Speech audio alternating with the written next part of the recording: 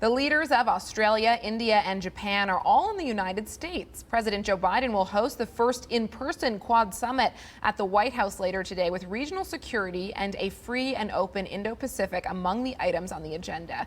The meeting comes shortly after the U.S. expanded its presence in the region through the AUKUS alliance. Now, unlike AUKUS, Quad is not a security alliance involving nuclear submarine deals, but it still has a lot of heft because of the economic might of its members.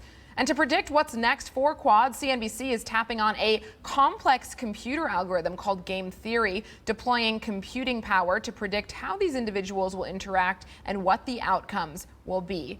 CNBC.com editor Ted Kemp joins us now with more. Ted, an incredible piece of work that you've just published. Talk us through what you've done using game theory to try to determine the direction of Quad moving forward.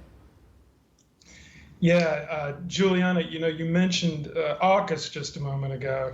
And, turning to one of the major predictions that came out of this game theory algorithm is that other countries, that is to say, not Quad members, will either align themselves with the Quad on maritime security issues, or they'll otherwise support its positions.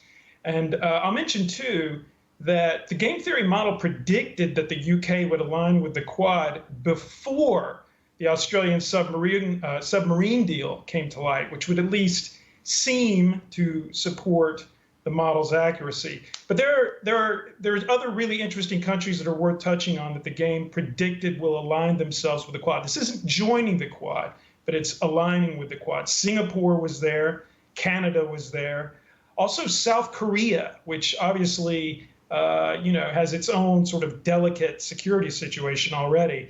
And then there were other countries that the model said would move closer to the Quad over the coming 2 years, without going, all the way. And Vietnam was one of them. Thought that was pretty interesting. Also, the Philippines was predicted to move closer, though interestingly, it's seen reversing its position and going back toward China after Philippine elections are held next year. Juliana.